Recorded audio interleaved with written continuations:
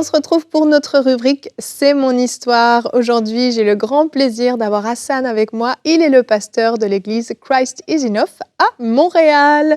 Bonjour Hassan. Bonjour Evelyne. Enchantée de t'avoir, de te connaître et de t'avoir sur ce plateau. C'est un plaisir. Pareillement, c'est une bénédiction que d'être ici. Merci de m'avoir.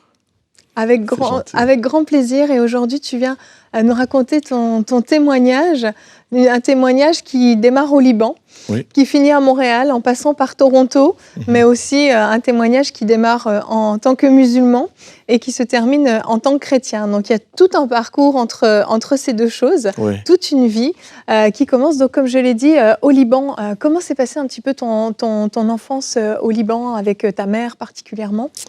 Donc, effectivement, c'est un parcours qui commence au Liban. Donc, pour comprendre un peu le contexte de mon enfance et adolescence et ce que j'ai vécu dans toutes ces années-là, donc il faut revenir un peu à l'histoire de ma mère. Donc, ma mère a été bafouée, elle a été maltraitée, beaucoup violentée, abusée par et son père et mon père également. Donc, ma mère qui s'est engagée à vouloir partir avec mon père un beau jour alors que mon père venait de la connaître.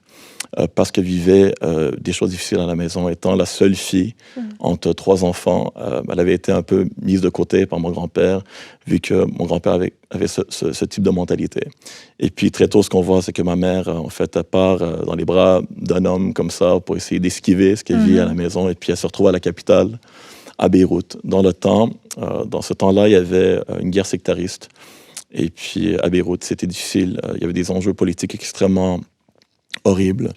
Et donc, ma mère, qui pensait avoir une belle vie, en fait, s'est retrouvée un peu à se faire maltraiter, abusée par mon père qui était alcoolique, qui avait des vices cachés, mais qui également était marié avec une autre femme. Et donc, ma mère, le savoir plus tard, elle ne le savait pas au début, parce que sinon, elle n'aurait jamais fait ce pas de se marier avec lui. Il avait 10 enfants aussi. Donc, c'est un peu ce que l'islam pousse. C'est ce que mon père croyait, c'était la polygamie. Et puis, mon père, pour faire histoire courte, en fait, il s'est aussi marié plus tard avec d'autres femmes, a eu d'autres enfants. Mais ma mère a une histoire extrêmement difficile. Elle a vécu beaucoup l'abandon, le rejet. Et puis, malheureusement, ça s'est comme un peu transmis à nous. Ses enfants, ça s'est transféré, qu'on le veuille ou pas.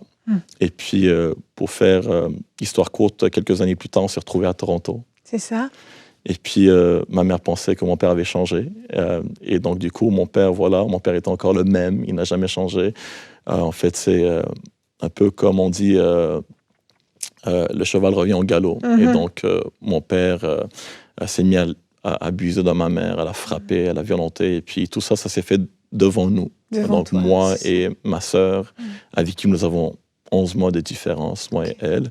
Et puis, un beau jour, c'est ça, un événement, en fait, qui nous a vraiment pris de haut. C'est l'événement où on était dans la cuisine, je me rappelle comme si c'était hier.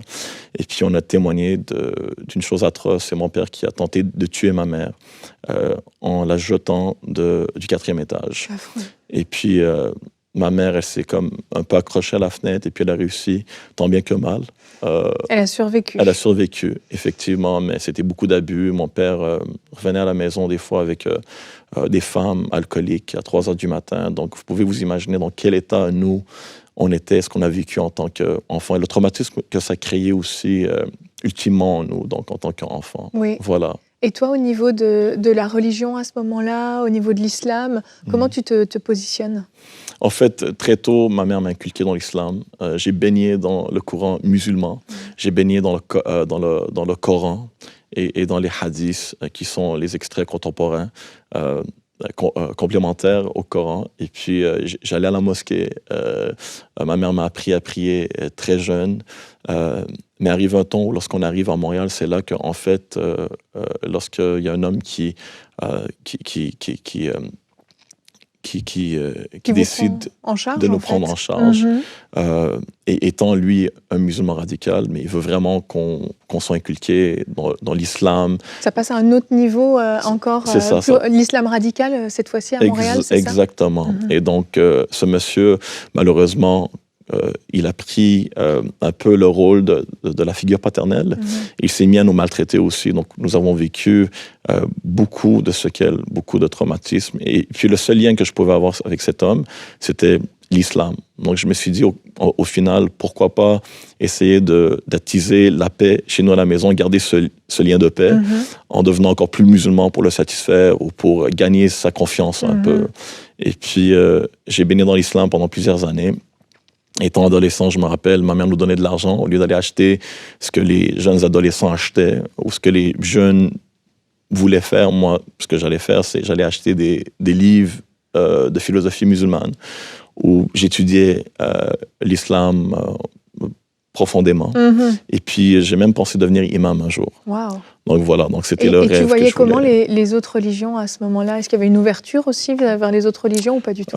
Pas du tout. En fait, j'avais une certaine haine contre le judaïsme, plus particulièrement les Juifs, à cause de la tension qui existait en Israël dans le temps. C'est ce qu'on nous a toujours appris. Donc, c'est clair qu'en étant un jeune musulman, on veut prendre parti pour les musulmans, pour les Palestiniens, contre les Juifs. Et pour ce qui est de la chrétienté, en fait, j'avais aucune connaissance de cause de la chrétienté. On me parlait de la chrétienté des fois dans la rue. Je rencontrais des missionnaires, je rencontrais des évangélistes, un peu comme moi aujourd'hui.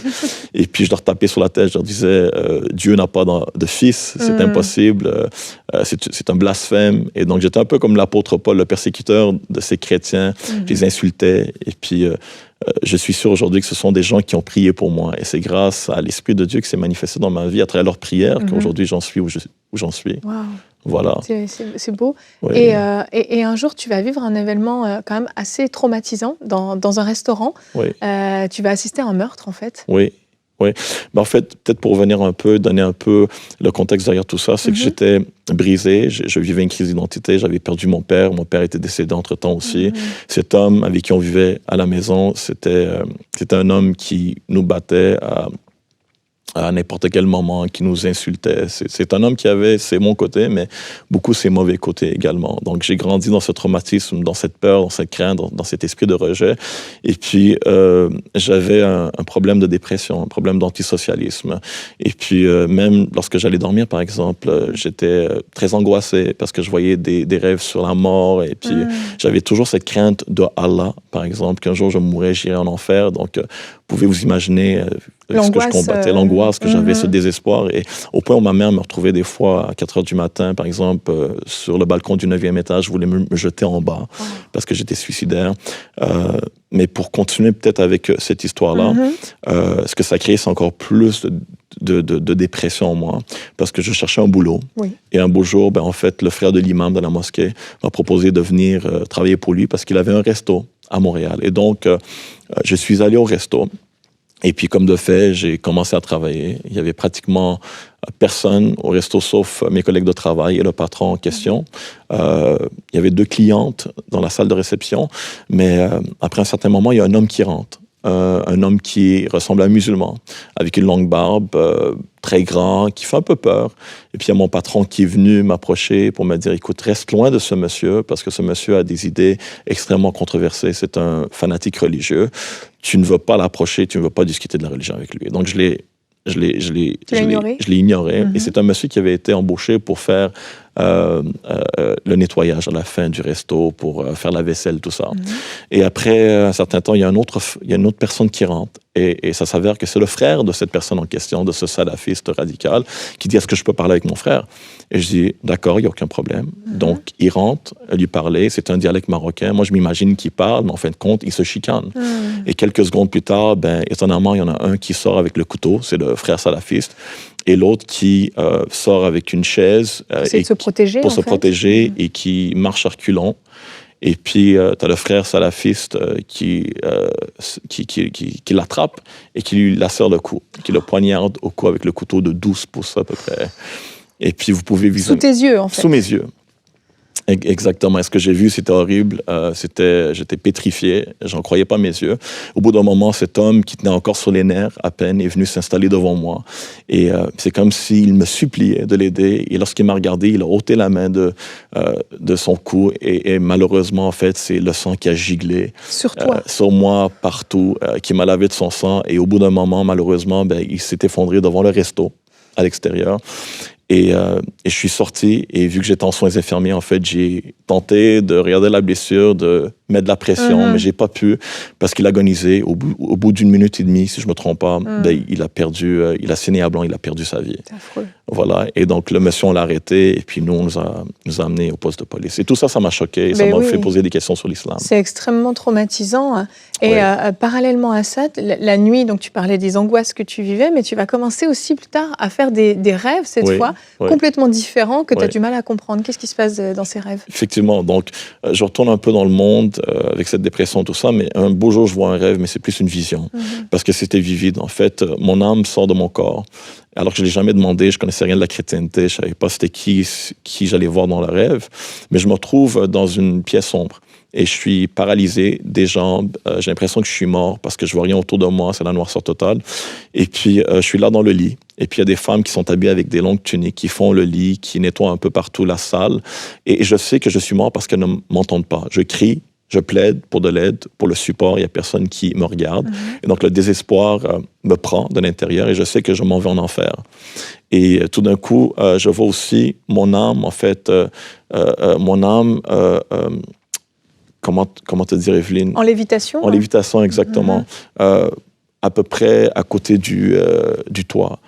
Et puis, je me regarde et c'est comme si je me regarde de travers dans un miroir. Oui. J'entends une voix qui dit « Le Messie arrive ».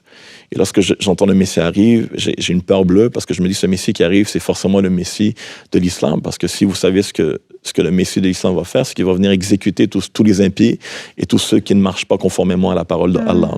Et donc moi, j'ai cette peur parce que ce Messie va savoir tout ce que j'ai fait. Il connaît mes secrets les plus enfuis, mes désirs les plus profonds.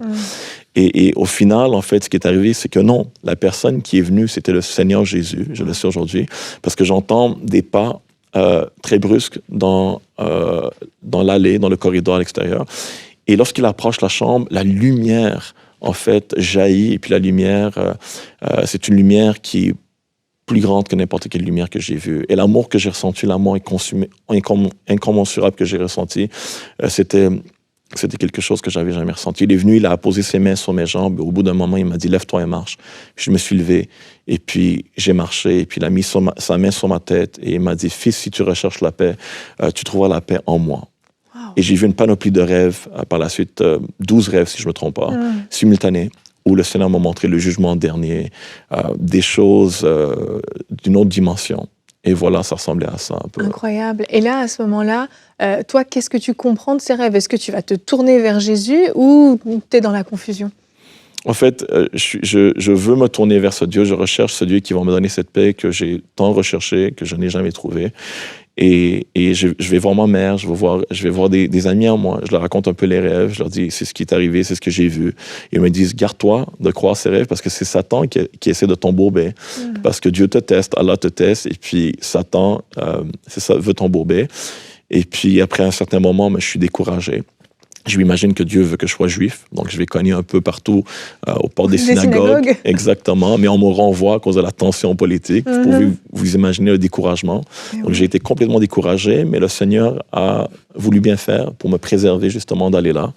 Et c'est seulement plusieurs années plus tard, après 10 ans, que le Seigneur revient taper à ma porte. 10 ans après tous ces rêves. Oui. Et il va frapper à ta porte d'une façon particulière. C'est en fait une ex-copine chrétienne qui va t'inviter à l'église, c'est ça? Exactement, pour son baptême. Et j'y vais. Après m'être chicané avec elle parce que je voulais pas y aller, mais je finis par y aller quand même pour lui faire plaisir parce que c'était important pour elle. Et puis elle m'a dit, écoute, je vais me baptiser, je veux que tu sois là. Et donc j'y vais et je vois l'amour de ces gens-là que je ne comprends pas, ces gens qui me serrent dans leurs bras, qui m'aiment, je vois même des ex-musulmans. Et puis je décide d'y aller, mais ça m'accroche pas forcément. C'est que quelques jours plus tard, ou peut-être une semaine plus tard, que je ressens une révélation alors que je conduis. Je pars chez un ami où quelque chose m'électrocute, quelque chose me frappe. Dans ta voiture? Dans ma voiture. Et je vois une croix, dans le fond, devant moi, dans une vision, et je me mets à pleurer. Et pour la première fois, je ressens l'amour de ce Père qui n'a pas été présent dans ma vie, ce Dieu qui m'aime. Et pour la première fois, j'ai du pardon envers les gens et du pardon envers moi-même. Et je repars à l'église, donc quelques jours plus tard, je décide d'y aller. Et c'est dans une conférence jeunesse que le Seigneur se manifeste à moi, où le pasteur en question qui était là prêche sur Matthieu 11, 28, qui dit « Venez en moi, vous tous qui êtes égarés et fatigués, je vous donnerai du repos ».